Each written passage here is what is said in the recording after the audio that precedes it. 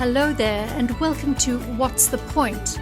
A question we should all be asking ourselves, and the podcast by brand architect Bill Ellis that will help you discover, clarify, and live your purpose.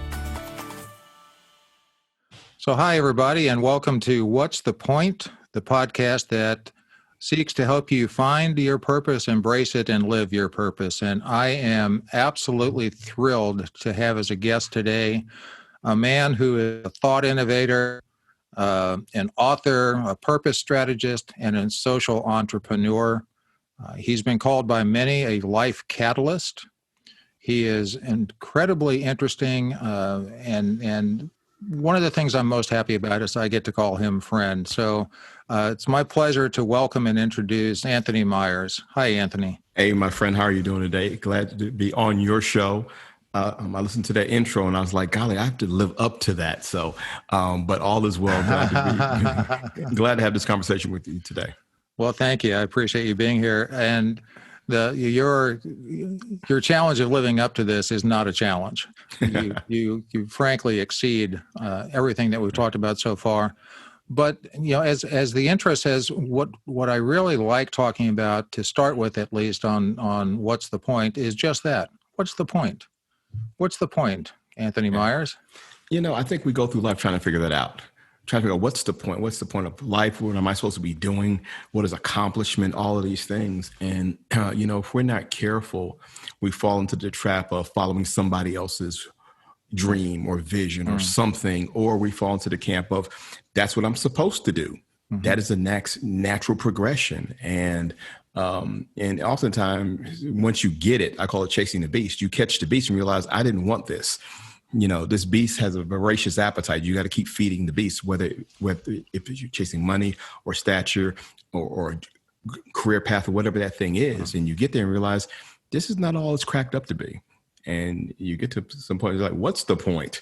Why am I doing this? And so, I think it's so important to try to figure that one thing out, because if you figure out what the point is, you figure out then what's my purpose? And am I heading in the direction where my purpose lies? And oftentimes, if you can head in that direction, you realize, gee, I have certain gifts and certain habits that fold into that. And you're like, oh, now I'm living my best life. I'm in the lane I need to be in, regardless of what the lane people want me to be in. So that's when I think about what's the point. It's a question I think you have to self-awareness. You have to ask yourself that every day. What's the point? And what am I doing? And am I accomplishing that for today? Yeah, and thank you for that. And asking ourselves that question, the reason I love that question is it's always appropriate and it's always applicable. Yeah. So if we ask ourselves in the big picture, what's our point? What is my purpose? What I'm going to strive on this journey through life? That's perfectly fine and sound, and we can answer that. We can also ask ourselves, what's the point if we're deciding whether to go to the store or stay and finish up whatever we're doing on the computer? Yeah. What's the point of either one? And are our decisions, are our actions leading us in the direction that we want to go? And that was beautiful the way you said that we have to certainly avoid following someone else's path for us. Yeah, because you don't want to follow their path and end up at their destination, and that's real awkward to end up at somebody else's destination. I know individuals who followed that career path and ended up in somebody else's destination and realized, I don't like this job. I don't like this career, but they're too leveraged to walk away. So how many years do you get stuck in that mode of everybody says you arrived and you're like, no, I want to leave. Mm-hmm. Yeah. Yeah, and that's such a good point. And the other thing is, and going back to something you mentioned earlier, Anthony, about self-awareness and knowing what it is that's going to satisfy us. How do we satisfy ourselves? Yeah. So that's another key question of what's the point. Yeah. I see often, and I'm probably guilty myself, of people being somewhat driven by parents or people that have a strong influence in their life. I know that as a parent, I was leading my son perhaps a bit more than was appropriate for him. What do you see in that regard? And let me take a quick pause here because Thought Innovator, Purpose Strategist, Social Entrepreneur, all of those are fabulous and they describe you well. But in this day and age, what it doesn't do is talk about the what you do. Mm-hmm. And Anthony is a pastor in charge of community development for an amazing church here in St. Louis called The Crossing. And in addition, he's an executive coach and he has business interest. And Anthony, I'll talk to you. Your involvement in the community is as extensive as anyone I personally have seen or heard about. So Anthony is very rich in what he does and very broad in what he does. So now with that as more of a platform, what do you see when people are kind of being led down a path and they are resistant to it, but they feel compelled? I think we live in a society where people are put in boxes and you should fit here or you should fit there long before you figure out where do I fit. And the assumption is, well, this must be where I fit. This is the box they put me in. This must be where I fit. I do well in math. Well, that's a track for you. You must be an engineer. No, maybe not. Maybe I want to be something else. And I think we put people on paths too early and they get stuck there. I have two grown daughters, and you wonder as kids are growing up, are you leading them in the right direction? What traits are you giving them? I tell parents, your job is to train your children in such a way that they leave your house and they leave as whole human beings. So they're able to do things in life to sustain themselves. And so that means I have to think about things differently. Am I empowering them? Am I providing a way for them to think critically about life and make decisions? And so I spend a lot of my time people ask me, where do I work? It doesn't matter where I work. I'm the same me.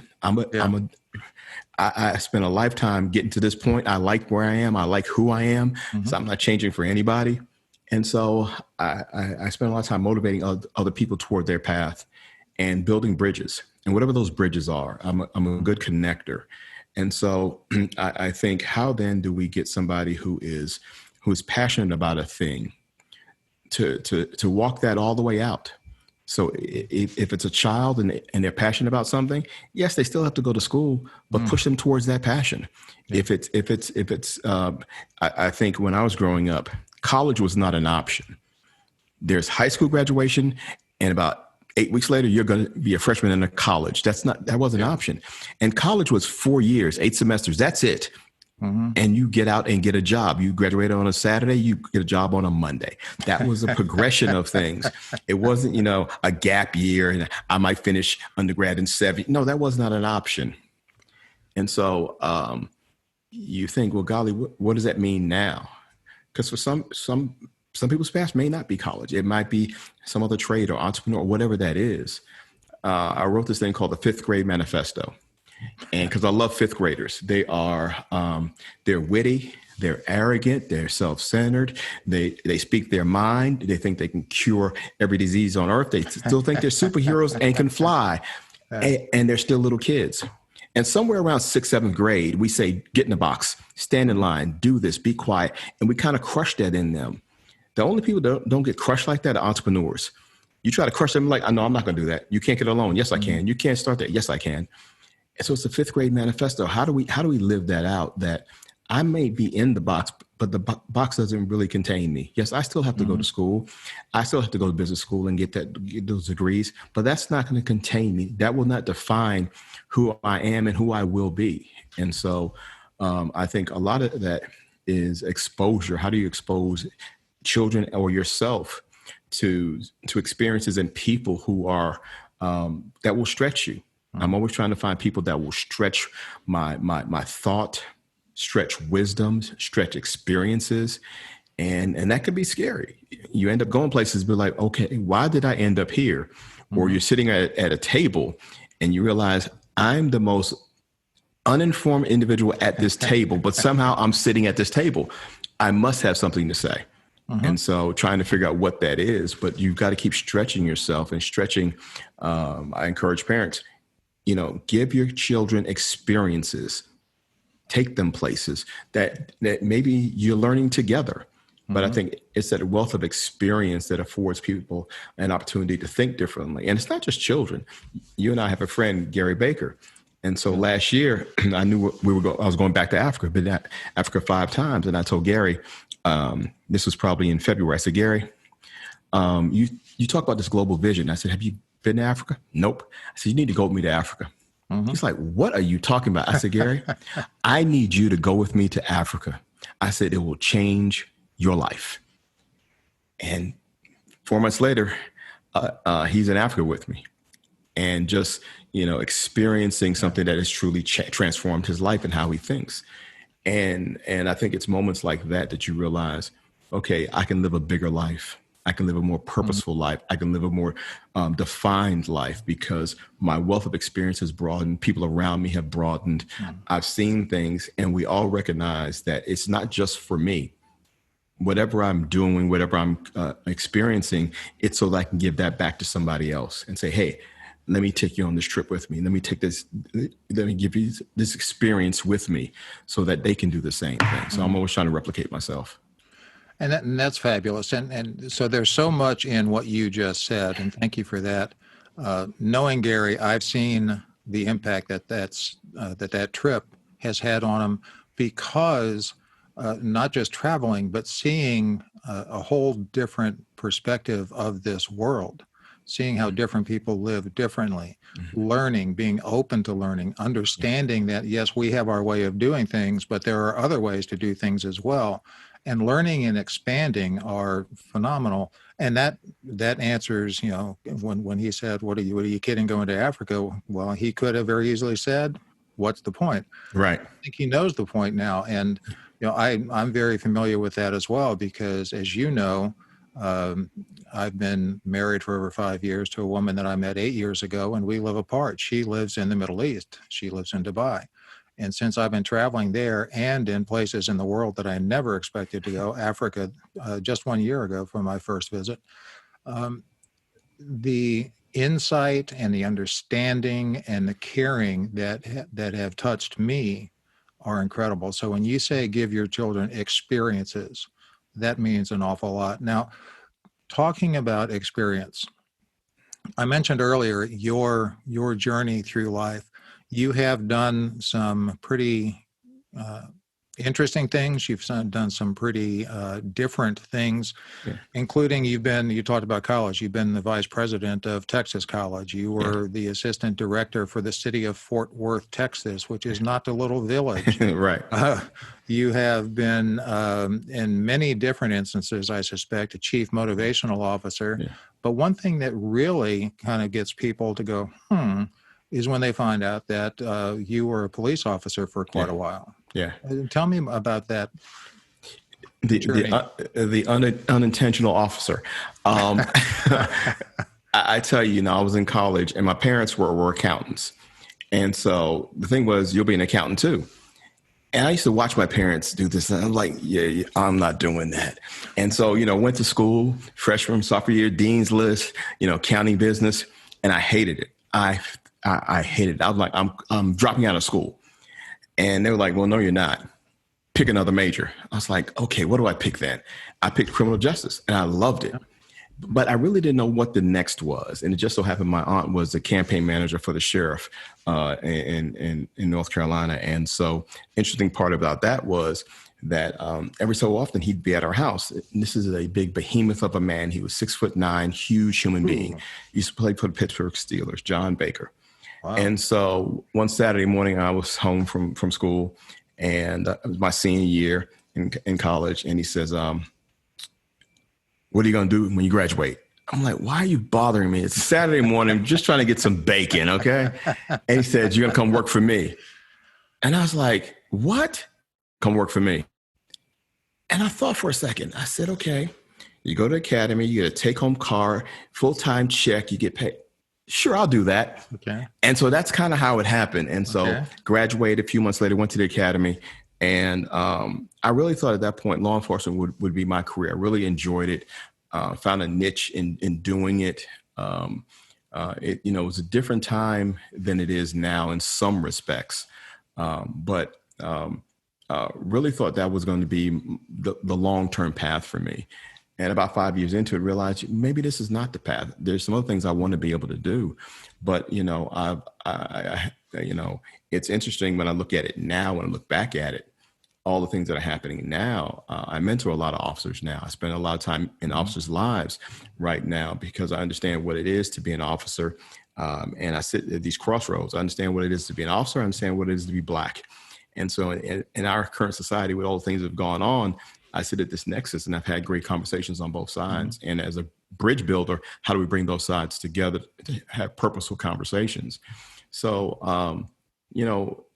law enforcement was a passion of mine because it was around my family. But I think it's set a foundation for me moving forward to do a number of things in life. And so, like I said, college vice president, things of that nature, it's none of those were the path. And I've never been afraid of shifting, but I've always been shifting forward. Mm-hmm. I've always been being every iteration of a job. I've been a better me.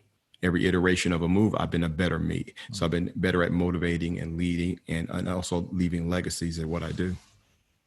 Well, that's incredible. And I want to come back, if it's okay with you, in just a second to talk about your unique position, in particular in this day and age, and in particular in St. Louis, where we both live. Yeah. We've had our share of some unrest for quite some time, long before this past summer's flare-ups, if you will. But what you talked about was you were 4 or 5 years into, you were 2 years into school, realizing you had no interest in being an accountant. Right. You quit and you changed it, but you changed it to something that was somehow fulfilling to you. Yeah. Then you became a police officer. Then you realized there's more. Then you worked for the city. Then you worked for a college. Then you progressed. Yeah. And the reason I bring that up is it's a real important point, I think, that our purpose can evolve. Our purpose can grow. Our purpose doesn't change 100%, but how we apply that can change. And that's one of the things that is very impressive about you, Anthony, is that you have realized that yes, I've served my purpose, but I still have my core purpose of helping others, mentoring others, improving the world, but this isn't the place for me to be doing that. Tell me more about how that evolution's happened. I used to be in situations where if I'm working someplace and I feel like I have so much to give, and if I can't give it in that one place, I would get frustrated. They don't respect me. They don't honor what I'm doing. They don't understand. They. And I realized, no, it's not them. They hired me to do a job that might require 40% of what I can do. Well, the other 60%, I can't shove into that job. So I have to keep living this purposeful life. Let me keep doing that somehow. And so what I realized is that, the job doesn't define me. I rarely carry business cards. People ask me, what do you do? Now, I don't talk about where I work. I talk about what I do. And so I started thinking differently about where I was spending time on the journey. So as a college vice president, I recognized that I could help the college. I could build bridges because I was raising money for the college, building programs for the college. I realized I could do that. And even where I am now in pastoring, I recognize that there's one thread that goes through all of this in my purpose, and that is helping others to live better lives.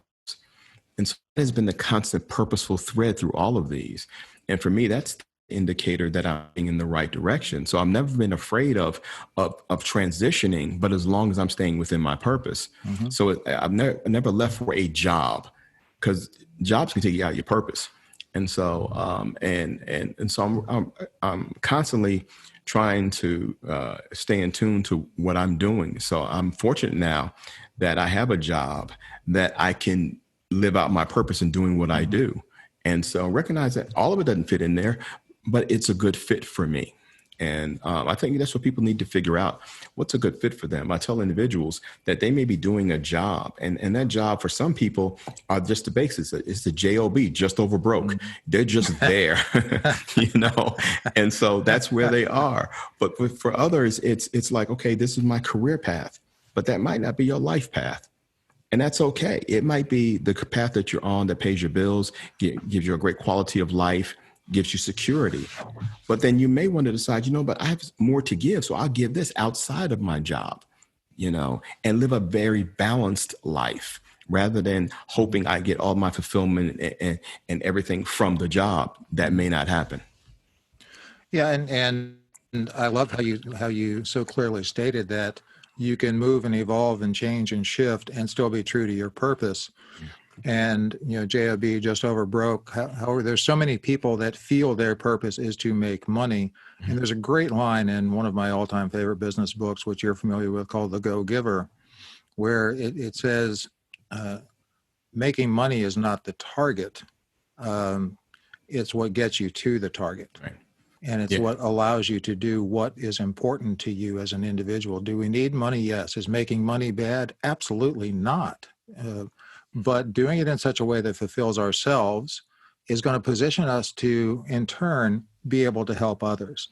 I heard a great quote the other day, and I'm not going to say it exactly, I don't feel, but the purpose of life is to plant trees under which you never will feel the shade.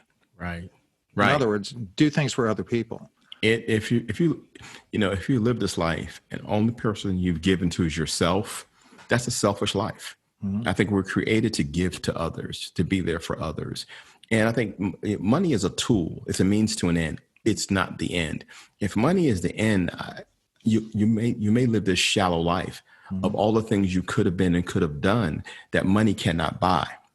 Okay, people think money buys friendship. No, it doesn't buy friendship. Money doesn't buy great experiences. People have great experiences. Money doesn't buy any of that.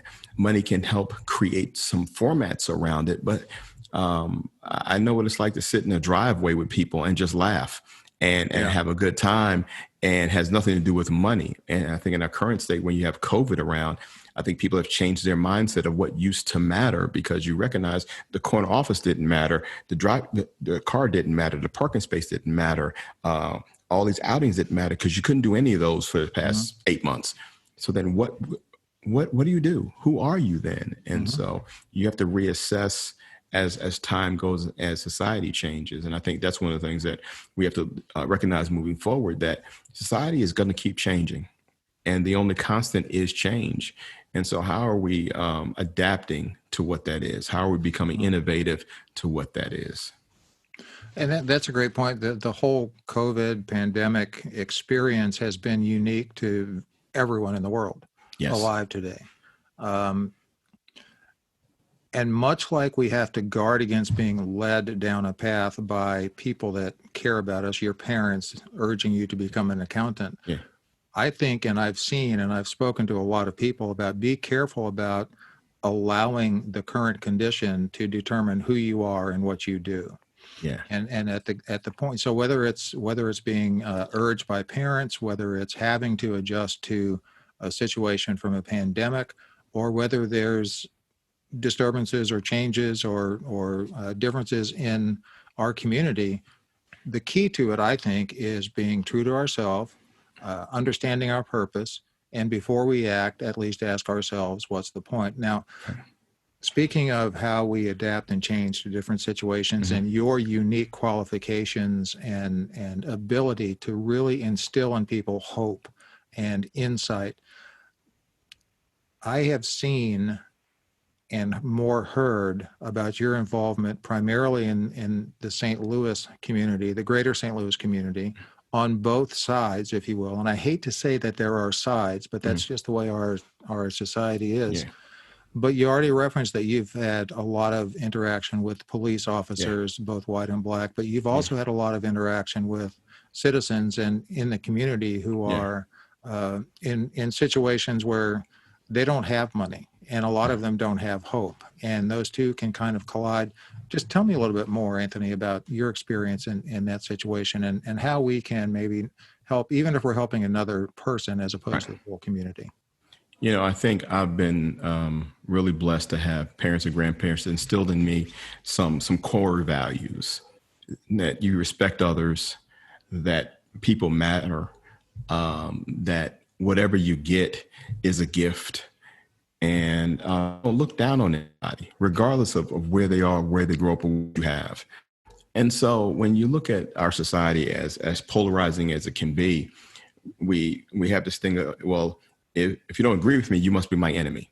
And so that chasm is there. If I don't understand you, you must be my enemy. Then the chasm is there. If I don't even know who you are, and we set up all these boundaries. And when we do so, people don't want to cross lines. Well, I'm good at crossing lines because I'm comfortable in my own skin. I can go anywhere and I cross lines. And part of crossing lines is, one, you want to listen. You want to be able to listen well. You want to listen to people that you don't understand, because I listen for understanding, not to fix. I listen for understanding, not to respond. I just listen to understand, and I ask curious questions. Usually when I meet people, I ask them the same basic question. And then let me back up. When I moved to St. Louis almost 7 years ago, my thing was, okay, 200 cups of coffee. I need to spend a lot of time with a lot of people, just figuring out who they are. And I asked usually the same question. We sit down over coffee, when you can sit down over coffee, but we sit down over coffee, and I say, hey, tell me your story. Not what do you do, not where do you from, not what high school did you go to. Tell me your story. And you start listening, and you get the full breadth of who somebody is. And they talk about whatever they want to talk about. And you're just like, oh, wow. And you realize we are more alike than we are different.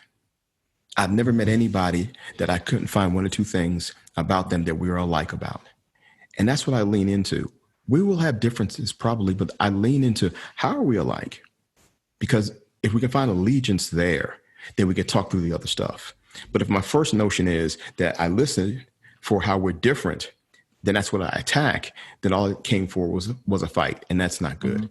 So it's really about listening differently, asking very curious questions. And I recognize some things we're not going to solve overnight, but how do we take this journey together?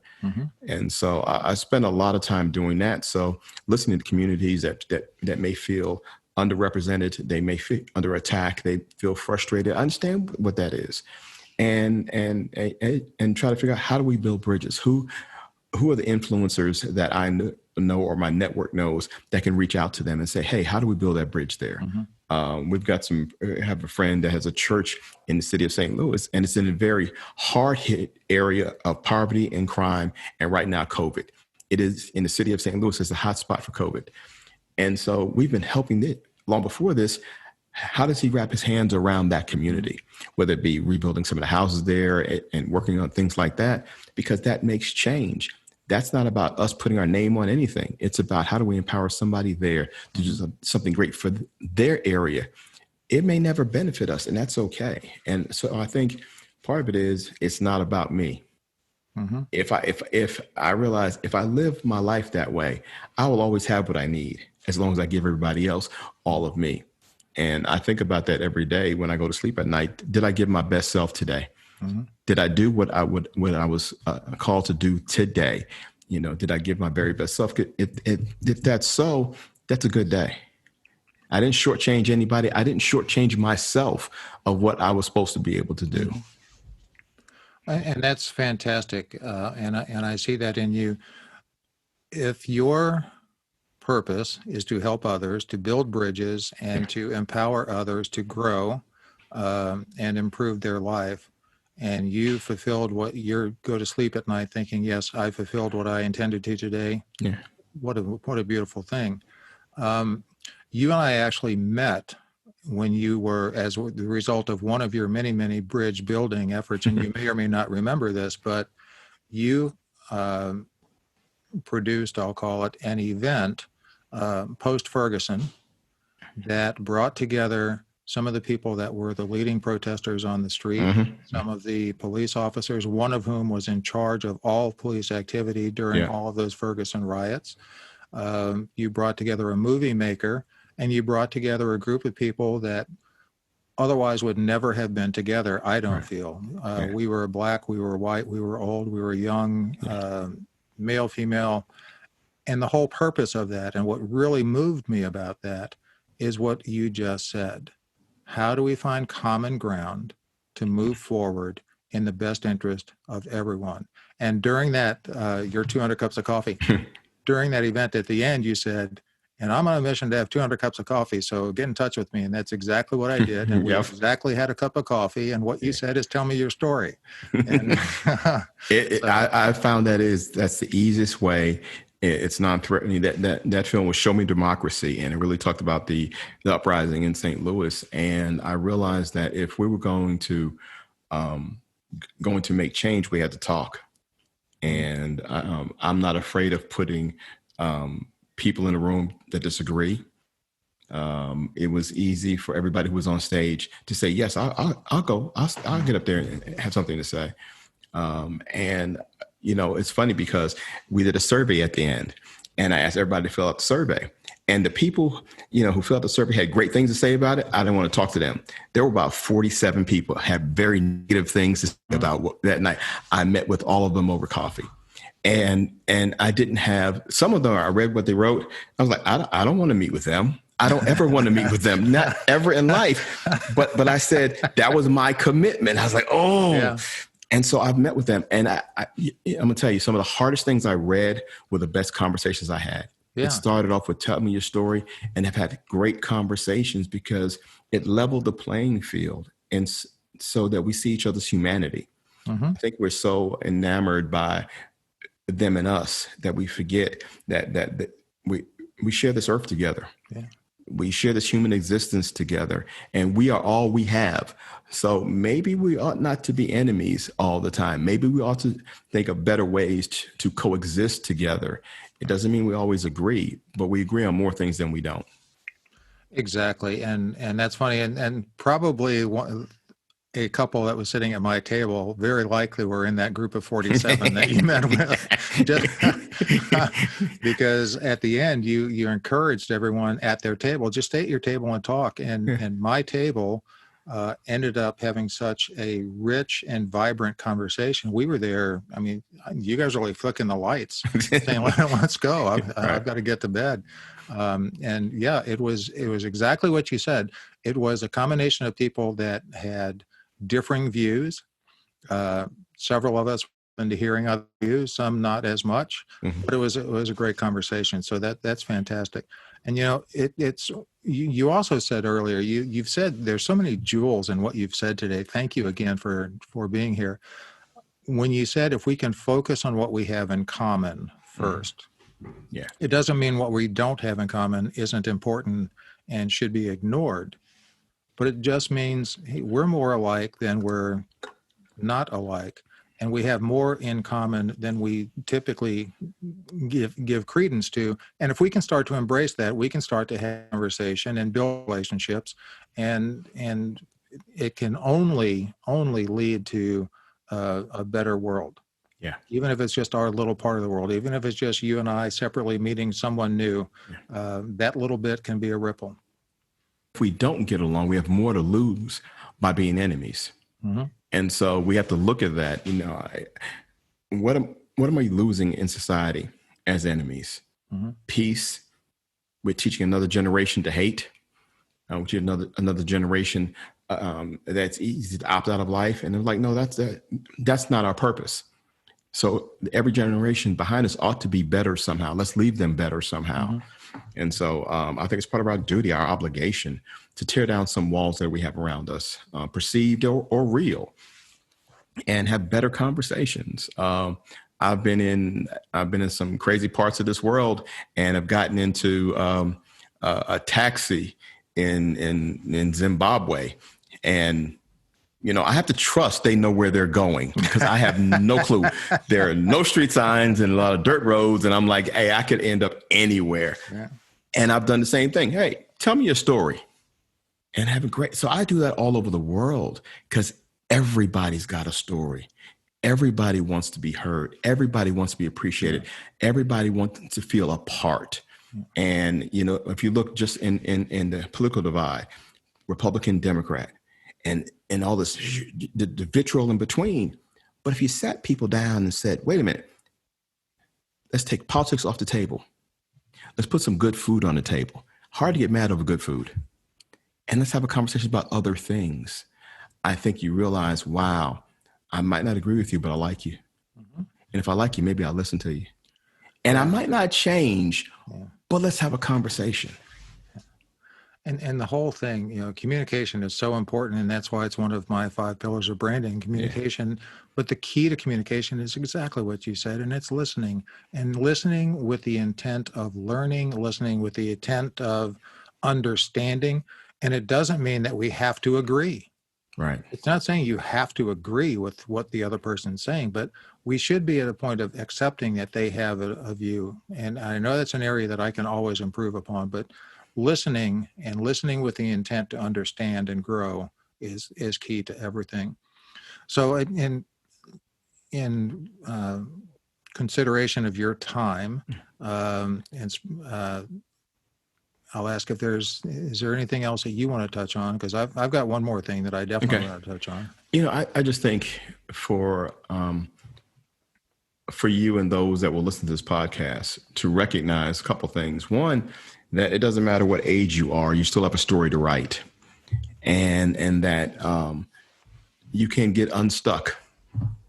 I think people get stuck and they figure, well, I'm just stuck, and you can tell when you're stuck. You start talking about things or being mad and grumpy all the time. I'm like, get out of it. You're just stuck, and get out of being stuck, and live your best life, whatever that is. Live that best life. My wife and I. We walk in the morning, so about 2 miles every morning we'll walk. And there's a guy that is out, and he's wearing the back brace. So at some point in time, I had an issue, and we're walking faster than he's running. But that's the best run he can have, and he looks so happy. And he's out here every day doing it, and he's living his best life doing it. Sometimes you got to live your best life while you limp. Sometimes you got to live your best life kind of slower. But live that best life. Try to find things every day where you can laugh about, even if you have to laugh at yourself. Talk to your friends, and I tell people this, and then heal some stuff. Maybe I need to go apologize to somebody or forgive somebody so I can move forward. And that's a whole nother set of conversations. But I do believe that frees us to live this great life that we want to live. Everybody wants to live a great life, and it's not the stuff we have. It's the experiences that we go through. It is the people that we have in our life that gives us a great, rich life that we can, sit on the back porch or the front stoop and have a great conversation and laugh and just laugh at the cars that roll by. Doesn't have to be on some exotic beach somewhere to enjoy life or at a 5-star restaurant. It could be sitting down, eating a hot dog with a friend and just having a good conversation, or maybe having a hot dog with an enemy and having a good conversation. Yeah, exactly. I tell you, just start with a cup of coffee. And that's with COVID, that's probably the one thing that probably is, because you really can't have the places, all the coffee houses are kind of closed, but Zoom has helped out because I have a lot of coffee conversations like this. Yeah, myself as well, virtual coffees. That's it. So at the core of everything you just said, to me, lies one trait that we can all embrace more, and that's gratitude. Yeah. And it's to be grateful for what we have. I've got a friend of mine who is literally a multimillionaire. He's in the real estate. He calls himself the rock star real estate czar, whatever, down in southern Florida. And he made this statement several years ago when he was talking at a conference. And he said, we all want more. Whether you pray for more, ask for more, wish for more, whatever you do, let me suggest this. Before you ask or pray for more, give thanks for the more you already have. Yeah. Because everyone has more than someone in this world, and start from a basis of gratitude. Another thing I was earlier just thanking you again for your time, and that made me think that soon, early or mid-January, I believe, if I'm not mistaken, you have a book coming out. And I've seen some outtakes from it. I've seen some of your work video-wise, but it's so easy for all of us to say, oh, I don't have time to do this. I don't have time. Time. It's an issue. And the book is 1440, literally the numbers, 1440, 1440. Minutes matter when living an intentional life. Yes, indeed. Give me some insight into that title and what it means.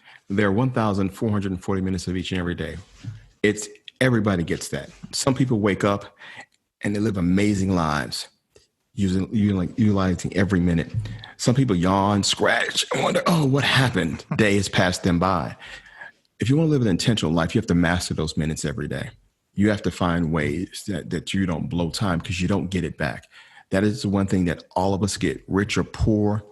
It doesn't matter whether you're literate or not, where you live, where you're educated. That's all we have. So wake up with the intention of accomplishing something in those minutes, because if you don't value the minutes, you will waste them. You'll give them away doing things that you say, gee, I wish I had more time. You want to be in a situation where, wow, if I'd have done this, maybe that. So if the goal is, gee, I want a better job and I'm working at a firm, but I can't get up the ladder, then I have to rearrange all of my time so I can go back to school. And I recognize school is going to be 2 years. Okay, that's 52 weeks per year. This is what I have to do to study for that. This is how I have to get there. So 3 years from now, I will be here. You have to plan that out. That's not happenstance. That's called timing. I think from a distance, we see people succeed and we think it just happened. Poof, it just happened. No, it took time. Mm-hmm. And, I start the book talking about in the 1960s, the space race between the United States and the USSR. Mm-hmm. And it was a space race. And you would think they were pitting against each other. Who is going to get to the moon first? And technology and scientists and failures and all these things were happening. In actuality, they weren't fighting against each other. The opponent was not the U.S. or Russia. The opponent was time. Mm-hmm. They fought time to get things done. And if we're not careful, we allow things to suck life out of us rather than pour into us. One of the chapters talk about, fillers and drainers. Who fills your cup? What drains you? And so if you have more drainers than fillers, you're losing time. But if you have more fillers than drainers, you're gaining time. Your time is maximized. So you have to balance what that is, because if not, you will spend a lot of that pouring out and not getting replenished. And you will spend time being deplenished, which means you're not accomplishing anything. Mm-hmm. And so I constantly think about that each and every day. At the end of the day, I ask myself 3 questions, and I ask other people the same 3 questions.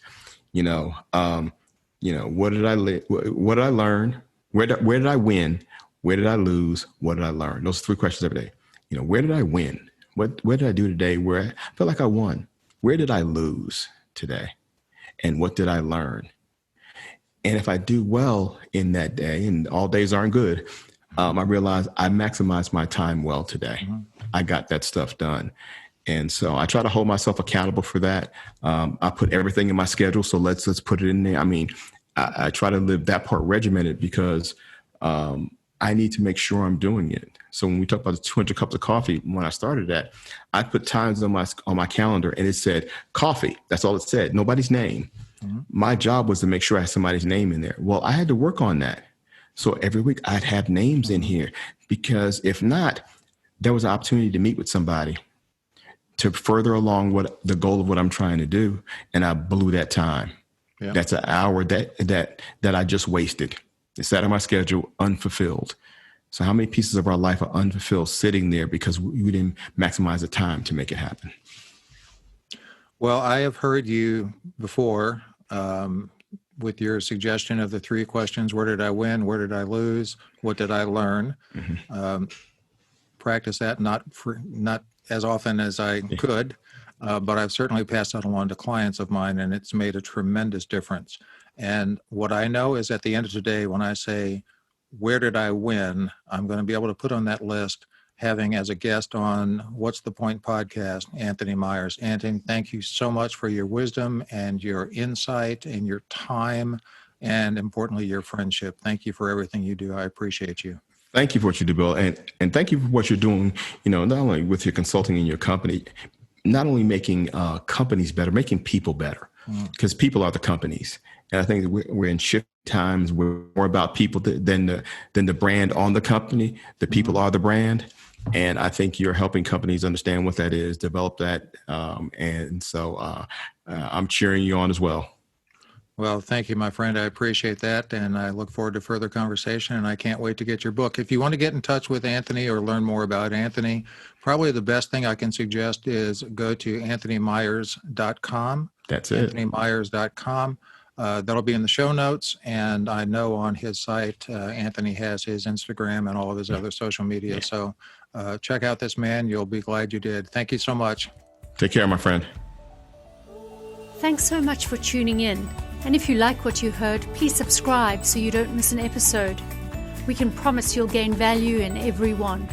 Rating and reviewing makes us more discoverable and helps others find out what's the point. And if you'd like to know more about Bill Ellis or contact him, please visit his website, www.brandingpillars.com. See you next time.